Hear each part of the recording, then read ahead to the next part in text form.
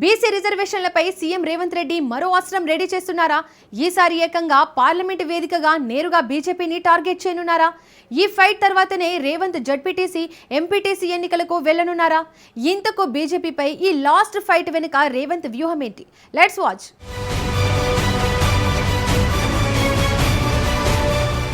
బీసీలకు 42% రిజర్వేషన్ల అంశం తెలంగాణ రాజకీయాల్లో హీట్ పుట్టిస్తోంది. తెలంగాణలో మరోసారి బీసీ రిజర్వేషన్ల రగడ మొదలు కానుంది. లోకల్ బాడీస్ లో బీసీలకు 42% రిజర్వేషన్లు కల్పిస్తామన్న మాటను నిలబెట్టుకునేందుకు మళ్లీ రేవంత్ యుద్ధానికి సిద్ధమవుతున్నారు. సర్పంచ్, మున్సిపల్ ఎన్నికలతో కాస్త బ్రేక్ పడినా బీసీ రిజర్వేషన్ అంశంపై ఇప్పుడు సీఎం రేవంత్ రెడ్డి చివరి అవకాశంగా ఢిల్లీ వేదికగా తాడోపేడో తేల్చుకునేందుకు సిద్ధమవుతున్నారు.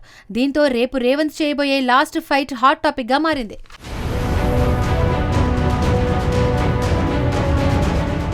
ఇప్పటి వరకు బీసీ రిజర్వేషన్లపై రేవంత్ సర్కార్ చేయాల్సిందంతా చేసిందే.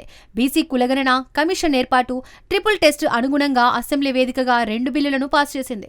Telangana backward classes SC ST education and employment reservation bill 2025, BC reservation in local bodies bill, ఈ 2 బిల్లులను అసెంబ్లీలో ఏకగ్రీవంగా ఆమోదించుకుంది. అంతేకాదు ఈ బిల్లులను గవర్నమెంట్ కు పంపించింది. కానీ సెంట్రల్ గవర్నమెంట్ అప్రూవల్ కోసం ఇప్పటికీ పెండింగ్ లో ఉన్నాయి. ఈ బిల్లు ద్వారా బీసీలకు 23% నుంచి 42%కి పెంచి రిజర్వేషన్లు ఇవ్వాలని సీఎం రేవంత్ ప్రకటించారు.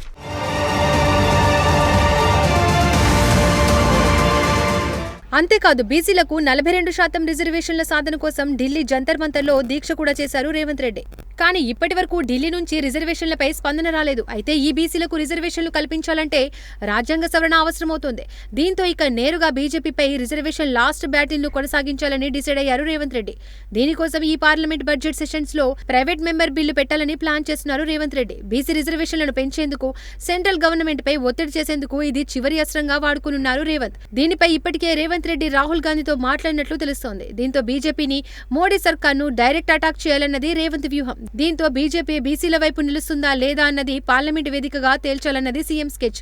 అటు తెలంగాణలో బీసీ రిజర్వేషన్ల పెంపు కోసం పార్లమెంట్లో ప్రైవేట్ బిల్లు పెట్టనున్నట్లు కాంగ్రెస్ అగ్రనేత రాహుల్ గాంధీ వికారాబాద్ పర్యటనలో ప్రకటించారు.